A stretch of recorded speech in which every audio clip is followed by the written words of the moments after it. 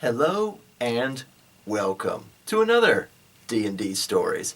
I am your host, TheWriter. This is a show where I sit here and regale you with all the tabletop gaming stories and remember when something cool happened. So today, we return once more to the land of Oceanrim. Alzack, the scholarly scroll scholar, and Fudo Padclaw, the bullet slayer, have returned to the Padclaw tribe burrow, and after their adventure in the Lost District. And of course they find out that Fudo's father did not make it, that none of his siblings are around anymore, so he's basically in charge now. But there is more to be done to save the land, unfortunately, because they dealt a devastating blow to the lizard folk by killing Serpentina and blowing up her operation with all the mana bombs in the sunken district, or the Lost District, if you like. And there are still tears to the elemental plane of water opening. There are still earthquakes now and then. Bad shit is still going down, so there is more yet to do. Now, Fudo remembers, after 2 or 3 games, that he is carrying that enchanted grimoire, the Queen in White, which when he opens it up and looks through it, the words go in one ear and out the other. But now that they've kind of settled in a place where they've got food and water and safety, he decides to pull it out and show it to Alzack, who, you're the scholarly sort. Why don't you take a look at this and see if you can't tell me about it? And Alzack turns it over and over, and he's like, what is this thing made out of? And I go, well, it's got pearls and silk and, tiny mosaics of coral and things like that. He goes, how much is this worth? And I go, given what it's made of, probably about $3,000. I mean, quite a bit. He goes, wow, just the outside of this book is worth 3,000 gold. I can't imagine what's inside. And I was like, don't fucking sell it. It's an important item to your quest, idiot. And he's like, all right, I flip it open and see if I can't see. And of course, his glasses have enchantments, and he knows dispel, he knows read magic, he knows detect magic, he does all these different things. He's got like a special monocle. He takes his glasses off, he puts the monocle on to see if he can't read this properly, and nothing works. This book is specifically enchanted to not be read by anyone. So whatever information it contains must be very important indeed. And Alzack just kind of works it over because he's got scroll scholar abilities that let him read magic books faster. He's got his glasses, he's got the magic monocle, he's got read magic, he's got dispel magic, he's got all these different things, and none of it is working. And he's got it there like on a flat stone in front of him. He's sitting Indian style with Fudo and stands with a fist. And he's like, I can't read it. And it pisses him off. He's like, he thinks for a while. He's go, well, mirrors never lie. Let's try that. If we put it up to a mirror, maybe we can read it that way. And he pulls out like a hand mirror, which he was using for a spell component for something else. And it's like a woman's makeup mirror. He just bought it somewhere at a thrift shop. And he has Fudo hold the book open for him, and he takes the hand mirror and he leans around and he looks, and finally he can actually read it. And the book is separated into 2 sections, one of which he can read with the mirror, the other of which he cannot. So with Fudo there holding it for him, he begins to read through it, and it's very strange. It's a lot of math and angles and astronomy and alignments of the planets, alignments of the stars, the cylindrical nature of the universe and how all things go in cycles. And I was like, this reads like stereo instructions, Alzack. It's like geographical and functional perimeters. Functional perimeters vary from manifestation to manifestation. And he's like, oh God, this is giving me a migraine. And he flips a couple more pages. And he goes, what am I looking at? And I say, Alzack, this is talking about the elemental plane of water and the material plane. Because apparently, due to the nature of the multiverse and the way it is arranged across all dimensions everywhere, the material plane, the elemental planes, heaven, hell, purgatory, everything in between, Apparently, the clockwork is not perfect. It was never going to be because there are so many gods and so many dimensions, etc., etc., that the material plane and the elemental plane of water rub up against each other once every 700 years. And I bet you can't guess where. And he goes, Oceanrim Bay. And I was like, exactly right. And when it does so, the fabrics of reality are rubbed raw, and in some places they fray open, thusly all the cracks. That is, the material plane where you live and the elemental plane of water. It's like a pair of bricks. When they scratch up against each other, they're tearing the veil between two dimensions, and water is pouring through on our side, and air is pouring through on their side. So it's not good for either end.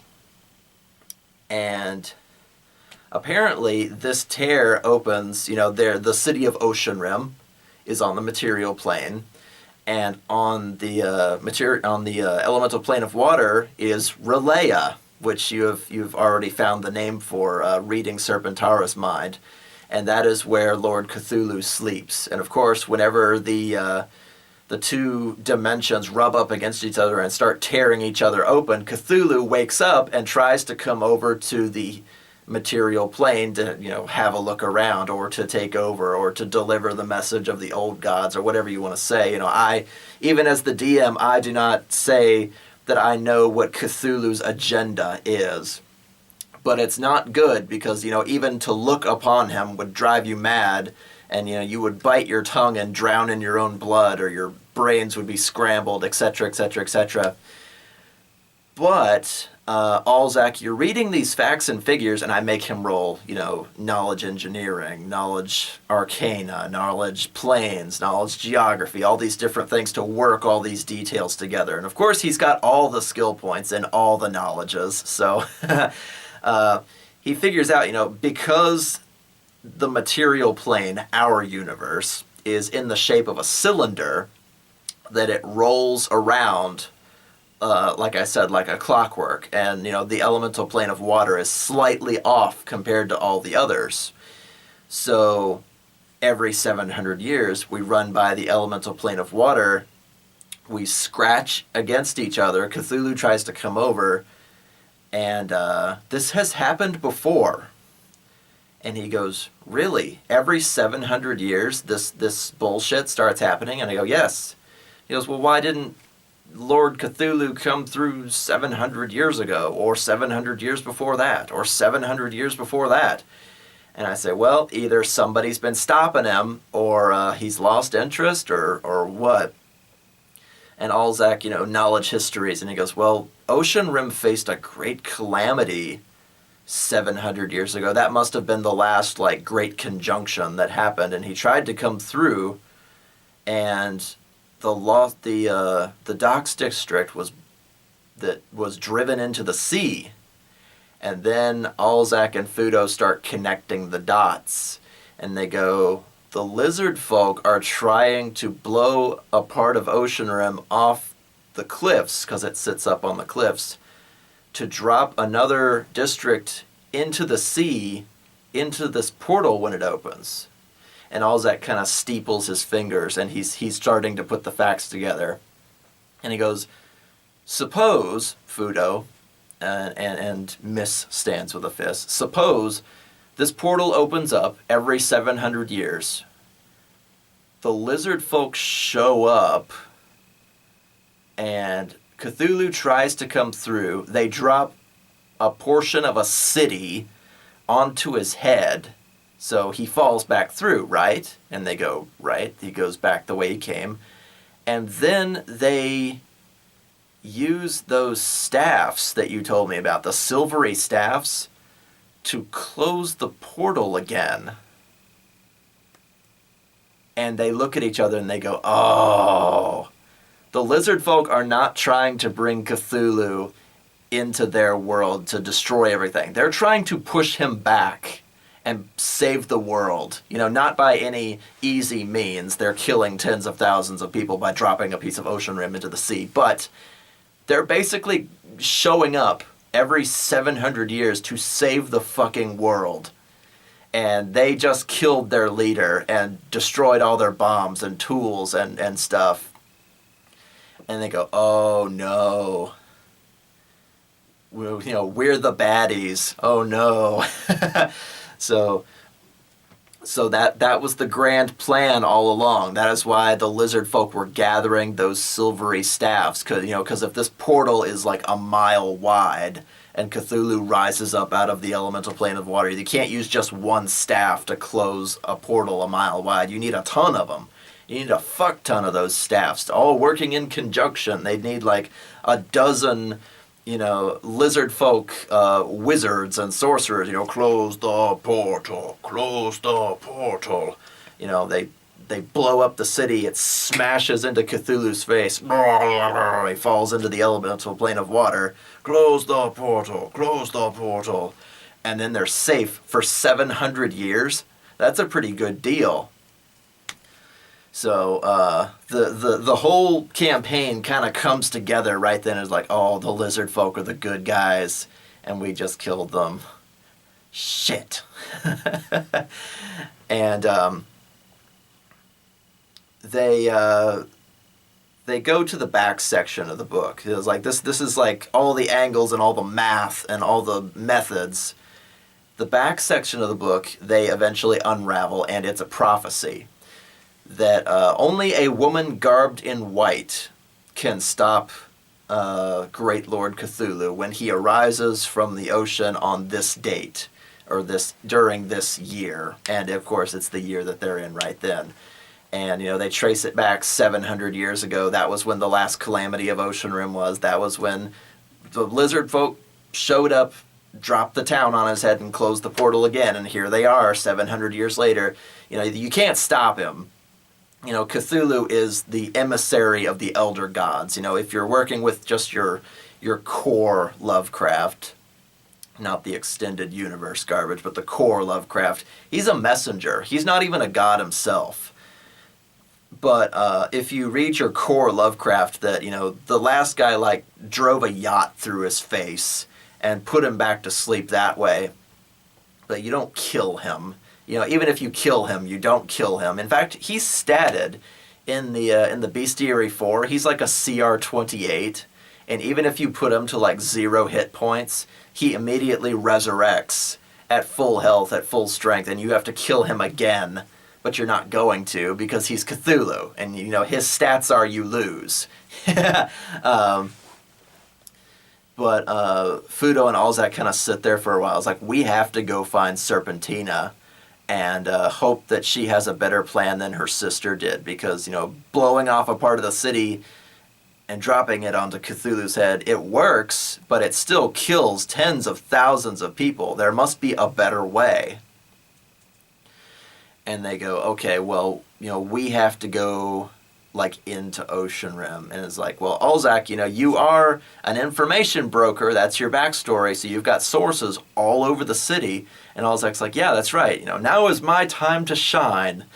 And this is me making sure that Fudo is not the star of the entire campaign. But now is Alzack's time to use all of his background and his story to make things happen for them. So, Fudo gets a disguise kit from Alzack that is magical. He kind of it's like a cloak and hood that he puts on himself, and it can make you look like anything magically. It's not makeup. It's magically can make you look like anything that is the same size category as you are. So Fudo, puts the cloak on, throws the hood up, and he turns into a little boy in a sailor's outfit, like a blonde tow-headed child that would be wandering around Oceanrim with Uncle Alzack.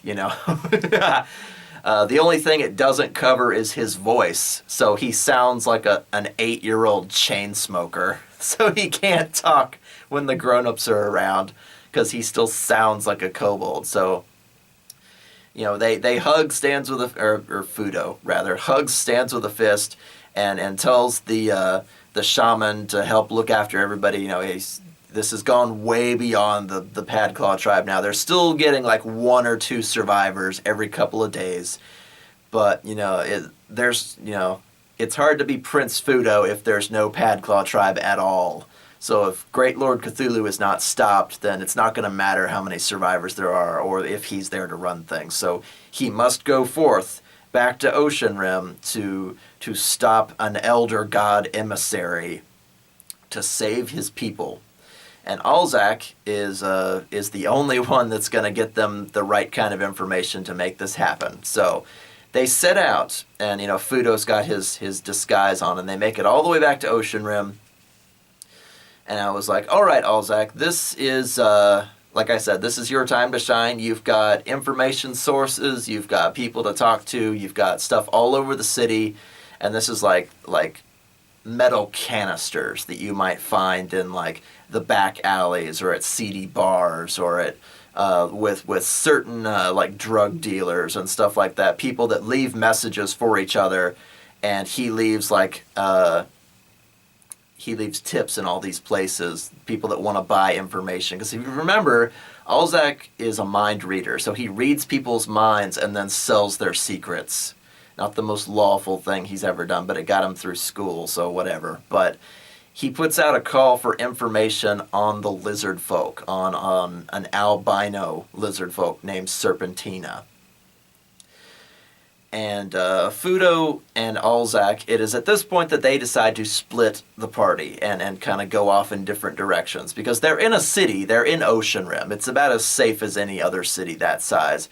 And Fudo can actually walk the streets in broad daylight and go shopping. So he goes and he buys like some magic items, what magic items people would sell to an 8-year-old. And he buys some potions, and he gets much better food than he's used to having. He kind of wanders and like stuffs his face as he goes. And Alzack wanders from place to place checking all of his informational sources. And it was kind of difficult for me as a DM because I wasn't ready for them to like split the party and do completely different like solo games while they're running through the city, because my weakness as a DM is just like making shit up on the fly. Like when I sit at the table to do D&D or Pathfinder stuff, I've got maps, I've got names, I've got locations, I've got magic items, I've got everything that I want to be in the game is right in front of me. I am very, very prep heavy. I am not good at just making shit up as we go. So Fudo put me to the test, and it did not go well. That he needed something to do while Alzack was running around getting all of his information. So he decided to go back to his mercenary guild, which, if you remember, I mentioned that before all this nonsense broke out, that Fudo was basically a contract killer in and around Oceanrim. He would pull down the wanted posters and go kill these people, and then through a fence, because he's a kobold, would collect the money and then bring back exotic supplies to the Padclaw tribe. Metal tools, potions, things that he could kind of get out of the city without being smuggled. There we go. That's the word I want. Smuggle things out of the city that he got the money for by killing people. So he was lawful evil for a while before he rose to be Prince Fudo, the Bullet Slayer. And while he was doing that, he went to this little place called the Black Magikarp.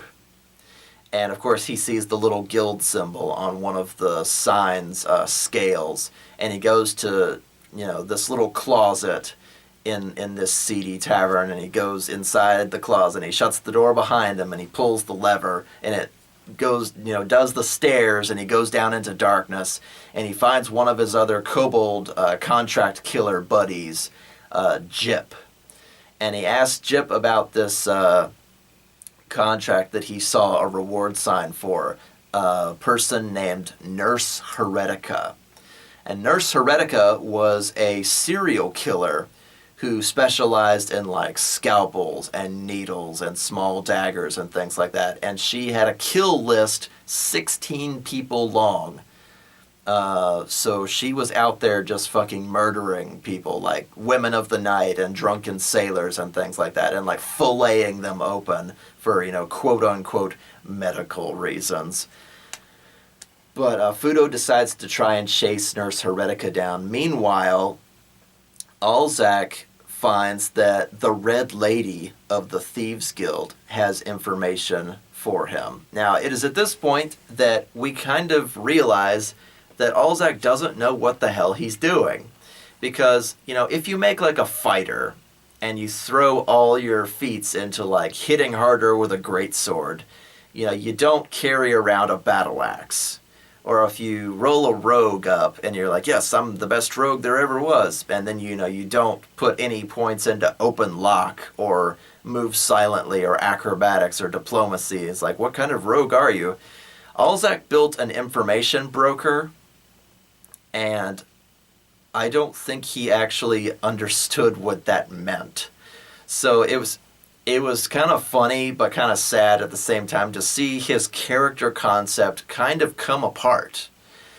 And if you remember, the Red Lady is the same person that gave Mattias the Prowler his initiation exam. So she's like one of the lieutenants, if not one of the guild masters of the Thieves Guild. She's bad news.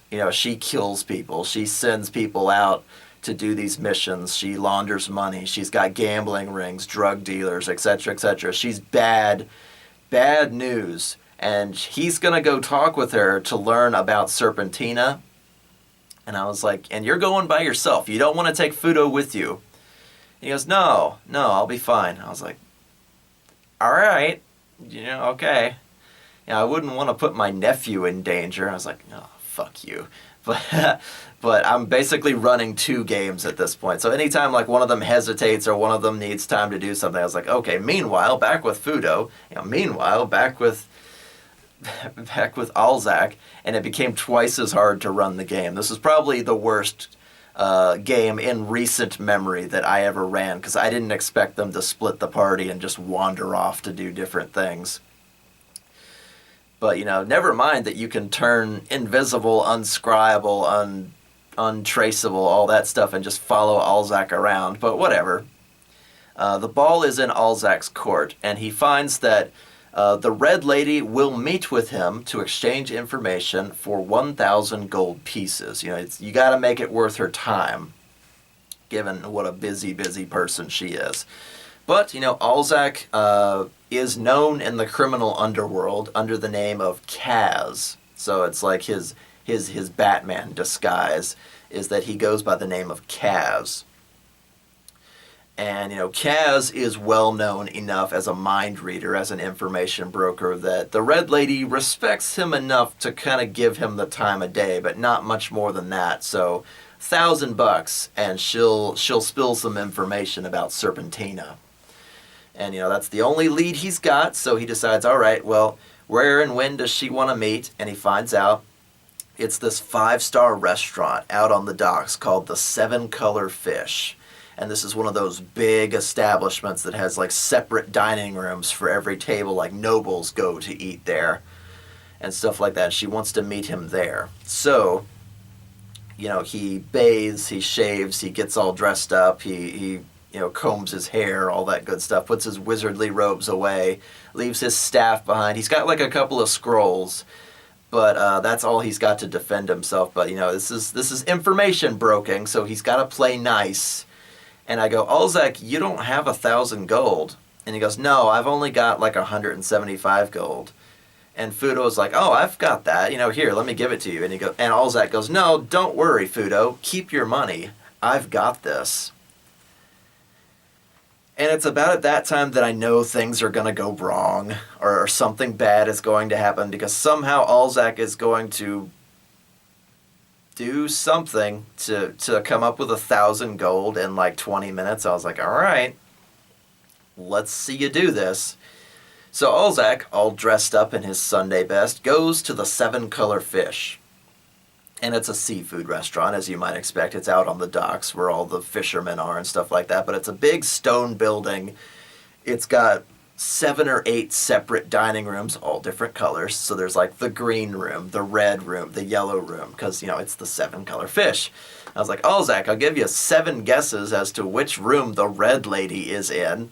He's like, oh, I get it. So he goes in there, he's all dressed up. He's got his 175 gold in his pouch next to him. And he goes and he sits in like the central dining area. He's sitting at a table that's meant for like 8 people. But, he's a rich, haughty noble. He drew like a pencil mustache on himself. And right away, Alzack, or Kaz, rather, Kaz receives a bill from a waitress, as though he has already eaten. And he looks down at it and says, 1,000 gold pieces. And Kaz kind of stands up and he looks left and he looks right, and I go, this is about to happen, whatever it is. And he goes, I'm going to take this receipt with me and go use the bathroom. So he goes off to the men's room, and of course there's like central plumbing because the building is out over water. So that's a fine place to just drop stuff into the bay. Ugh. But he goes into the men's room, and I go, okay, what are you going to do to come up with 1,000 gold? And he's got his 175 regular gold pieces, and he goes, I'm going to create an illusionary 5-cent illusion. And I go, you're going to make counterfeit money with a spell. And he goes, yeah. This is the part as a DM where I should have said, what spell is that and what page is this on? But I did not. Because running a game is hard enough. I don't need to go policing people's spells, which is, again, one of my weaknesses as a DM is if you tell me a spell does something, I just believe you, because that's your responsibility as a player. It's my responsibility to write the story, create the dungeon, lay the traps, lay the treasures, play all the NPCs. I don't care to police you about your abilities and your money and all your character sheet crap. So I don't question this when Alzack creates 1,000 gold pieces that fool all 5 senses. So you can touch them, they have weight, they have taste, they reflect light properly and stuff like that. And I was like, you made 1,000 gold in counterfeit money. And I was like, and later on I went looking and I couldn't find it. I was like, is that greater image? Is that a 5-cent illusion? Like, I didn't find the actual spell that he used, and I don't think he read the spell he was using properly. But hindsight's 20/20, so this is just what happened. You guys can go looking if you want. I wouldn't. But he creates 1,000 illusionary gold pieces that fool all 5 senses. And I'm thinking to myself, gosh, if I could create counterfeit money, there are 2 groups of people that I would never give it to. Number 1, high-level wizards, because they could sense it and probably dispel it. And secondly, high-level rogues and thieves, because they can appraise and tell the difference. And he's about to hand this 1,000 gold of fake money over to one of the top lieutenants of the Thieves Guild. Good luck! So, and I go, Alzack, that's an illusion. How long does it last? And he goes, I think it's permanent. And I scratch my head and I kind of cock my eyebrow at him and I go, really? And this is the point where I know he's probably either reading his spell wrong or he's bullshitting me, one of the two. And I go, well, Alzack, if you can just make counterfeit money that appeals to all 5 senses, what's to stop you from making like 1,000,000 gold and then running all over Ocean Rim buying everything you want? And there's a pause for a while, a very silent, pregnant pause. And he goes, well, I'm not going to be a douche about it. And I go, you're being a douche about it now. You're making counterfeit money to hand off to the mob or the Thieves Guild or whatever you want to call it. You are slipping further into darkness, sir. Even though Fudo offered him 1,000 gold of real money, you are making trouble for yourself. So, good luck. Hope their appraise checks aren't that high. And I sure as hell hope that illusion doesn't disappear, once you leave, because they know your face, they know your name, they know all the spots that you visit for information gathering. Kaz, your alter ego, is a rather famous information broker to the underground, so it's not like you're going to be hard to find if you piss them off. But, I am the voiceless narrator, so I don't tell him this. I was like, all right, you make that illusionary 1,000 gold. He's like, all right, I go back out, and I've got like a fatter sack of gold pieces, quote unquote, and I set it on the little tray, and I set the receipt next to it, and I go, all right, you're picked up by a nice servant girl and brought over to the red room, the red dining room. And as soon as you go inside, she takes the little tray with the receipt and the gold pieces, and she weighs it a little, chink, chink, chink, and she decides that, yes, that's heavy enough to be 1,000 gold, and she lets you in, and the door closes behind you, and then you can see a shadow move in front of the door to make sure that you are not disturbed. And you turn around to see a long dining room table empty of food. There's no dining to be had in this room, apparently. And straight across from you is a woman sitting rather impatiently, waiting for you to sit down. And he goes, is that the red lady? And I go, well, she's red-headed, and she's got red lipstick, and she's sitting in the red dining room, so hopefully. And Alzack sits down and is like, and before he says anything, the woman kind of lifts her hand and goes, before you speak, I'd like to introduce myself. I am the Red Lady, and this is Veronica. Say hello, Veronica. And the woman kind of reaches and pulls her hair back so that Alzack can see that she has like a dangling crystalline earring. And I go, Alzack, even from where you're sitting, you can tell that that is a long-distance speaking stone. So the woman sitting across from you is not the Red Lady. She's more like a mouthpiece. So wherever the Red Lady is, she could be 1,000 miles away, though she's probably in Oceanrim. Somewhere in Oceanrim, she is whispering into this girl's ear, and this girl is going to serve as like the eyes and ears and mouth of this mysterious person. And that's the part where Alzack kind of falls apart, because we had like a portion of like 2 weeks between some of these events. And I go, okay, Alzack, make sure you come up with all the questions you want to ask, all the information you want to find out, etc., etc. It's 1,000 gold. So come up with some really good questions for me, okay?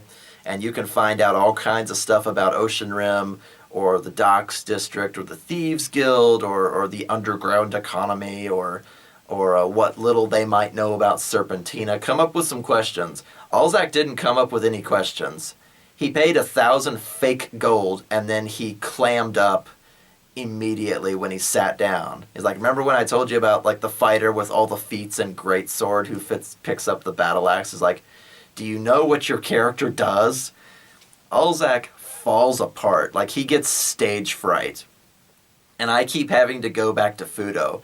Meanwhile, back with Fudo, Fudo is wandering the alleyways, because by then it's like dinner time. The sun is going down. The shadows are lengthening.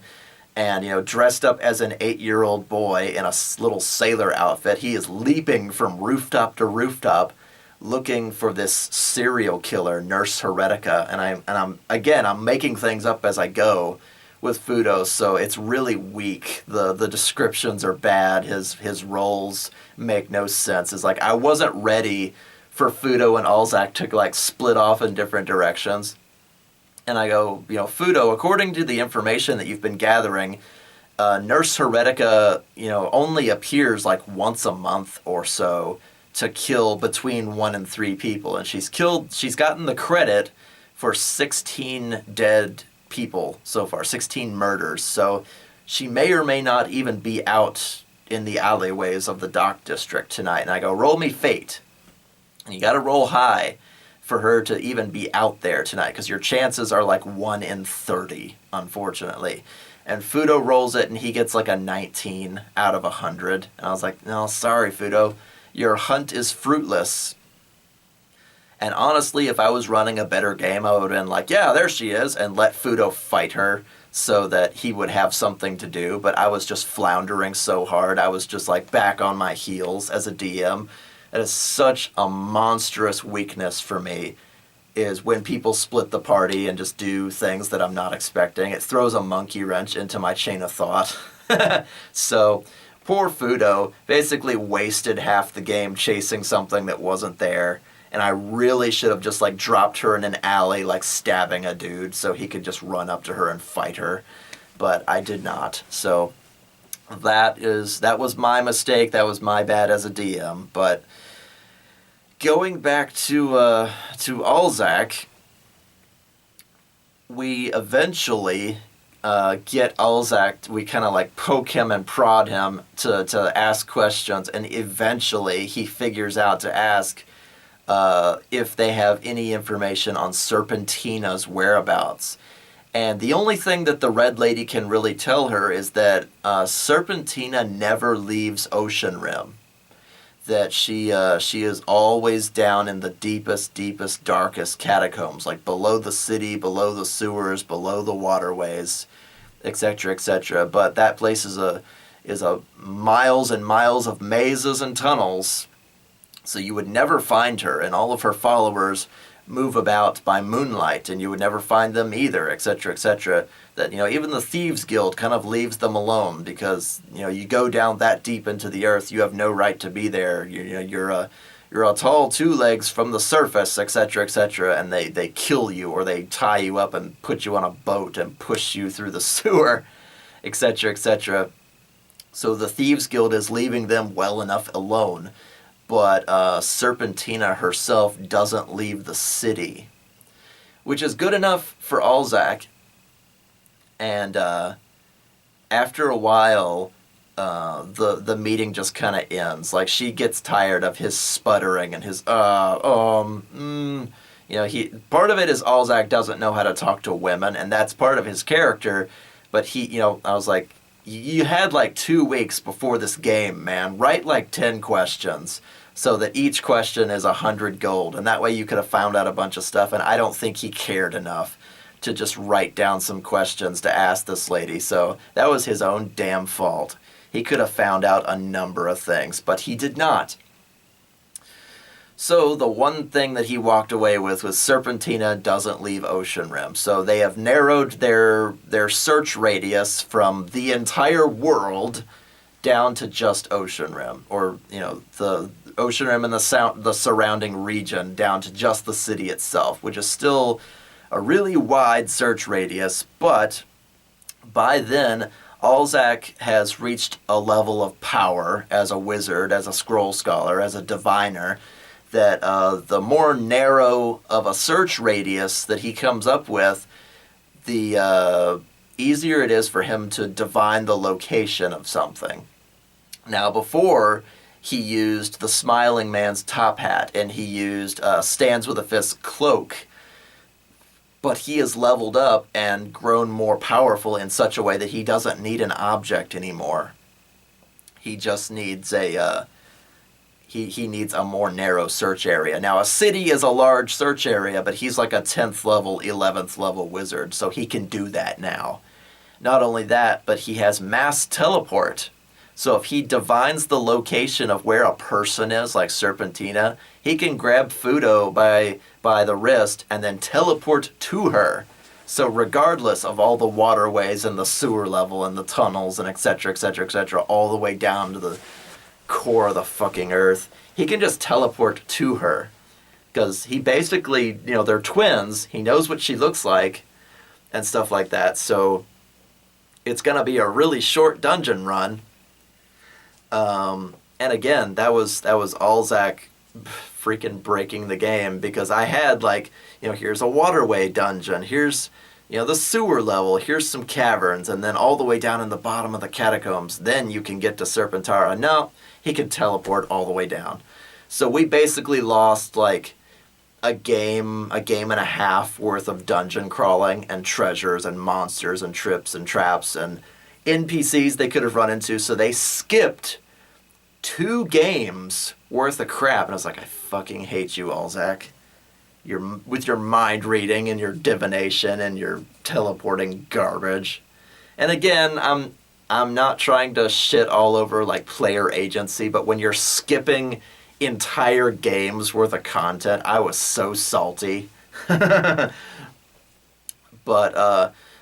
Alzack leaves the Red Lady's presence, and after a time, I realized that once Alzack leaves like a certain distance, a certain radius, those coins were gonna disappear.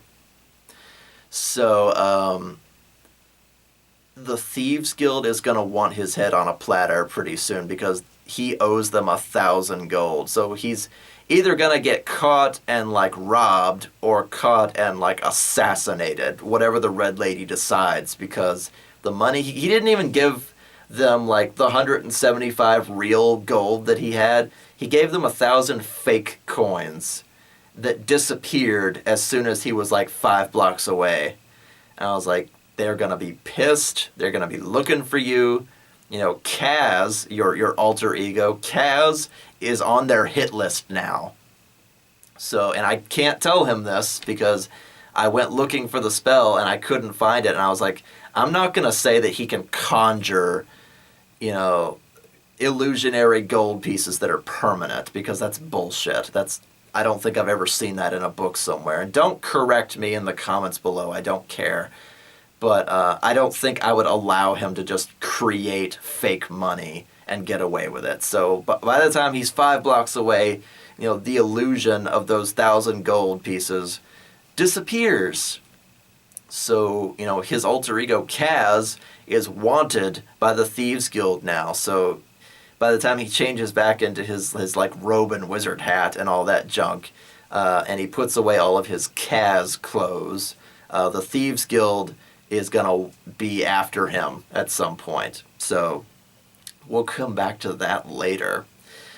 But Fudo and Alzack meet up at Alzack's apartment, and they go, okay, so we know Serpentina is below the city, and she never leaves the city itself. So no time like the present, I guess. So they sleep, they recover their hit points and their spells, and they kind of put their potions into their bandoliers and all that good stuff. They prepare themselves for whatever might lay below. And I go, okay, Alzack, you've got to do a successful divination to find Serpentina, to find Serpentina, and then a successful mass teleport to get all the way down there. So you got to teleport yourself, and you got to teleport Fudo to a location that you've never been, but you can see by magic. So, you know, he throws down the chalk and the dust and the candles and says the magic words, and he puts out the little saucepan and pours water into it so they can spy on Serpentina. And they find that she's in the middle of like a big lecture hall. There's pews and tables and stuff, and there's a bunch of guys, a bunch of lizard folk, men and women all around her. And she's got like a big silver canister and a ruby in her fist, and she's like gesturing and talking and showing them. And there's like a chalkboard behind her that's covered with facts and figures. And I go, she's teaching these guys how to like arm mana bombs. And they're like, shit, you know, her plan wasn't any different. They were just separate from each other. So Serpentina is planning to plant these mana bombs as well. And she's got her own posse of dudes to plant them. So they wait for a while because they don't want to just appear in the middle of this lecture hall to talk with this woman, because she would just say, get them! And the 15, 18, 30 guys that are there with her would just gang pile them. So they wait until the lecture is over, and they can't actually hear what she's saying. They can just kind of get a view of the room. But after a while, they disappear into 2 different doors. Serpentina goes one way, and everybody else goes the other way. So no doubt there's like a complex down there where they're serving food, where they have beds, etc., etc., and regular living spaces so that they can live under the noses of the citizens of Oceanrim while they plot to drop a district of the city into the sea and build their mana bomb stockpile. So once Serpentina is by herself, Alzack keeps like the camera focus on her until she wanders into like her own like bedroom style area. She's by herself on like the opposite end of the complex. And then he goes, "All right, Fudo, are you ready?" And he goes like, "As ready as I'll ever be." And so they kind of grab each other's wrists, and he's like, "Mass teleport, wah!" And they teleport all the way down, past the waterways, past the sewers, past the catacombs, all the way down until they land outside of Serpentina's bedroom. And they kind of like, they peek around the corner, like Scooby-Doo style, to see what she's doing. And they see that she's got like a regular bedroom. It's a bed and a wardrobe and an armoire and a vanity mirror with little drawers and stuff like that. And I go, guys, she's basically getting ready for bed. I mean, she's taken off like her culty robe and she's sitting there in like a nightie. You know, she's half elven and half lizard folk. So she's got like the long white hair and the flat face, and you know, she's not bad to look at. I mean, she's got like a giant Argonian tail, but she's not bad to look at. But and Fudo just kind of is like, you know, I'm not gonna watch her like get naked. And it's like, "Are you sure?" "No." And he kind of gently pushes the door open while Serpentina is brushing her hair with like a hand mirror, and with a brush and a hand mirror. But he wanders in, he's like, "Serpentina, we've come to," and she goes, "Ah!" And she turns around and she throws the mirror as hard as she can, just out of pure startlement that a kobold has wandered into her bedroom. And it sails through the air, and I go, "Fudo, roll me a reflex." He rolls a 1. And I go, "It shatters on the end of your muzzle." "Ah!" "Roll me fortitude." He rolls a 1. "You're bleeding." "Oh, my nose, my nose." And I was like, "Roll me fortitude again." He rolls like a 4. I go, "You fall on your ass into like a bunch of shattered glass and mirror pieces." And I go, "Roll me fortitude again." And he finally makes a good number. I was like, she broke this mirror on your face, your nose is bleeding, and you fell on your ass. I was like, the number of times you guys have rolled multiple 1s in a row is astounding.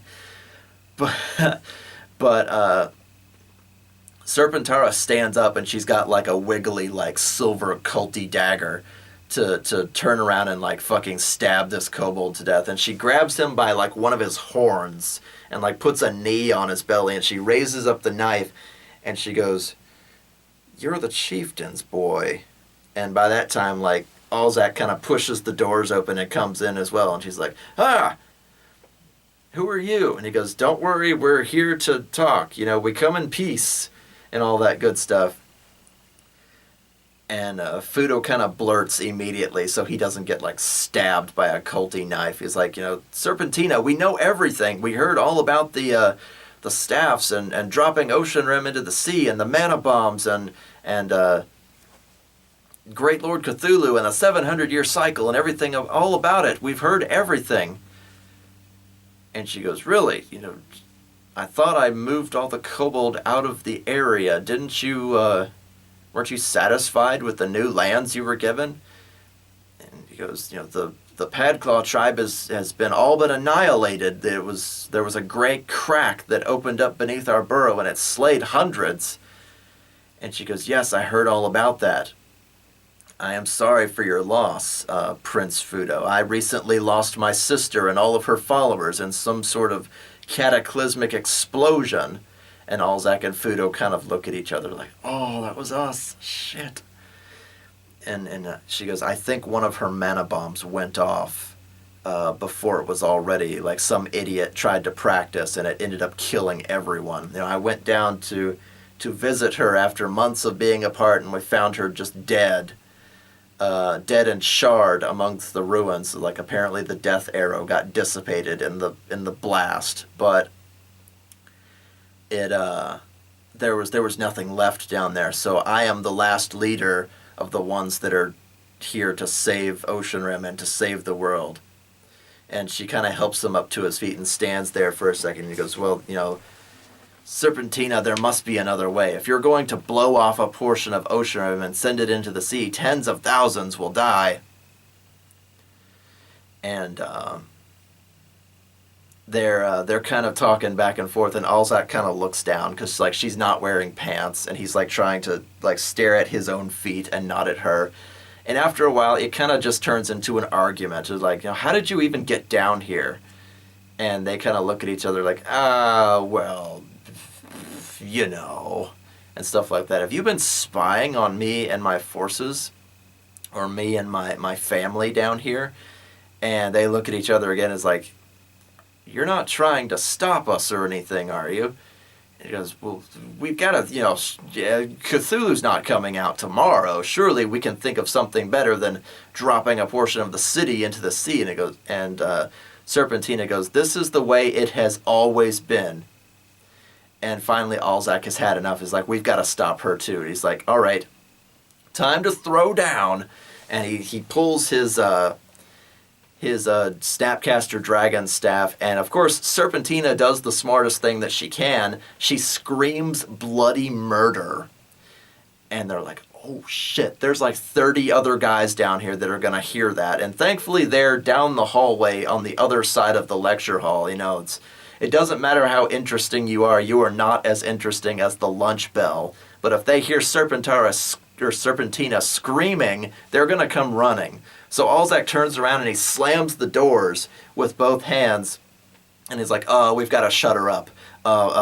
Black tentacles! And he flails with his staff for a moment, and black tentacles once again burst into existence and wrap Serpentina up all different ways, like splayed out, like up around the ceiling in the corner, like one on each leg, one on each arm, and like one like around her waist and stuff like that. It's like you've got her pretty much grabbed up, but she's still screaming, and it's like I will one of the tentacles to like jab itself in her mouth, and immediately Fudo and I jump on this as like, okay, like tentacle hentai?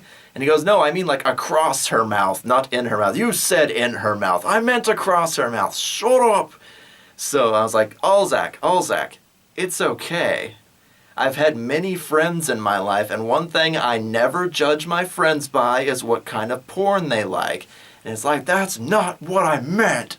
And he's getting super defensive about it. And I was like, all right, well, it goes across her mouth and not in her mouth.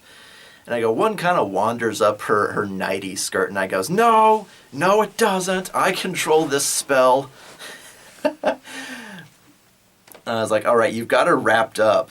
But the scream was obviously enough. So Fudo grabs up the culty dagger because it looks kind of fancy. And immediately they start hearing banging on the door. So Alzack kind of like pushes the wardrobe over in front of the doors and like locks the door. But there's like a bunch of guys out there. They can't stay. And they go, oh God, okay. They're obviously, this has not gone well. It's like, I am so sorry. And sorry's not good enough at this point because she's like up in the corner, like looking really violated at this point. It's like, Fudo, take my hand. And the guys kick the door open and start flooding into the room. And he's like, mass teleport. Fwah! And he teleports them all the way back to the surface. And they land in an alleyway somewhere, like on their hands and knees, because Alzack didn't have time to aim. So they could have ended up on a roof somewhere. That would have sucked. But obviously the black tentacles disappear, and Serpentina kind of goes splat on the ground. And they help her back to her feet, and she kind of like wipes her mouth of whatever gross magic got forced into her. Sorry, I'll try to stop making that joke, but it's called black tentacles. That's immediately where my thoughts go. But they land like in an alleyway somewhere, out of sight, thankfully, and they burst into existence like on their hands and knees, like gasping and sweaty. They almost got like overrun by like 30 guys and a really angry albino half-breed. And I was like, okay, you guys pop up out in this alleyway. I was like, what are you going to do now? I was like, Alzack says, well, that did not go how I thought. We've basically made enemies of them at this point because, a discussion turned into an argument, turned into tentacle hentai? Shut up! Shut up! And I was like, Alzack, you realize you're basically a supervillain, right? And he goes, what do you mean? And I go, well, you read people's minds and then you sell their secrets, which is illegal in a number of ways. You covert with the Thieves Guild and a number of other factions in the underbelly of Oceanrim to sell information. You've made counterfeit money, a lot of counterfeit money, and given it off to the mob, or the Thieves Guild, or whatever you want to call it. You used black tentacles to silence a woman that was barely dressed when you could have just run and, like, jammed your hand over her mouth and, like, manhandled her. But no, you had to use black tentacles instead. Oh, by the way, she's probably covered with bruises because if you remember, black tentacles does like X number of D6 crushing damage every round. You could have killed her. And he's like, oh, God. And I ramble down this long list of evil things that he's done. I was like, dude, move your alignment. You're neutral evil. And he goes, what do you mean? And I go, you're neutral evil. You're creating cryptocurrency and selling people's secrets and breaking into people's minds and busting into people's homes and spying on people and all this other crap. You're at the very least neutral evil. You're not a good guy. It's like you can be as bubbly and happy and nice to your allies as you want, but your backstory combined with your actions, you're not even lawful evil. The only reason you're not chaotic evil is because you're not, like, certifiably insane. That is the only reason you're not chaotic evil. So I was like, move your alignment. You're neutral evil. After all the crap, the illegal, violent, violating crap that you have done over these games. And I kind of just, like, shat on him for a while. But I was like, Alzack, you're not a hero. You're not a good person. This is not the actions of anybody who is on the side of good. You know, you are of opposing ideals with Serpentina, but you're not a good guy. And Fudo's not evil. Fudo's not either. I think Fudo was, like, lawful evil because he did, like, killing contracts, which means that he follows a code of conduct. You know, evil though it may have been to run around killing people. But I was like, we've got lawful evil Prince Fudo, excuse me, and neutral evil you, and then you've got Oceanrim, which is innocent. And we've got Serpentina running around with her cult, who are at the very least neutral evil also. So there are no good guys here. I was like, you need help. And Serpentina and her followers are not going to see it your way, especially after that mess. So they go, well, who can we ask for help? And Alzack finally stands up and he dusts off his pants and he goes, well, we'll have to go ask the Mages Academy. You know, why should we go ask help from, like, a culty lady and all of her followers when we've got, you know, hundreds of trained wizards at our beck and call? All we ought to do is go ask for help from the Mages Academy. And I go, you're right. You can go to them for help, absolutely. And Fudo kind of, like, pulls his disguise so he looks like the 8-year-old child back on, and he goes, I hope this goes better than what just happened there, because that was kind of weird. You're kind of evil, man. I am not. You are so. Shut up. And they start down the alleyway to go and beg the Mages Academy for help. They have to find somebody that will believe them, number one, that the world is about to end, that this mana bomb catastrophe is about to happen, and that great Lord Cthulhu is coming through this portal, etc., etc. They have to find somebody that believes them. And Alzack can only think of one person at the whole Mages Academy that will stand with them, and that is Lady Firefall herself, his trainer, his teacher, the headmistress of the entire place. And probably the fewer people know, the better. So he is going to go with Fudo in tow this time, to beg for her help.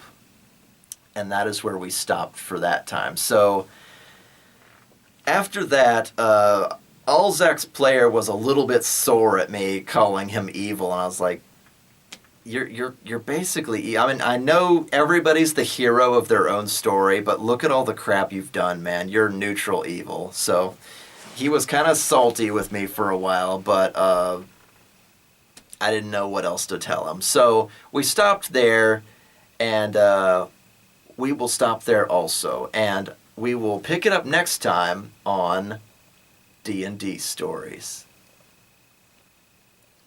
Keep gaming. Hi guys, T here.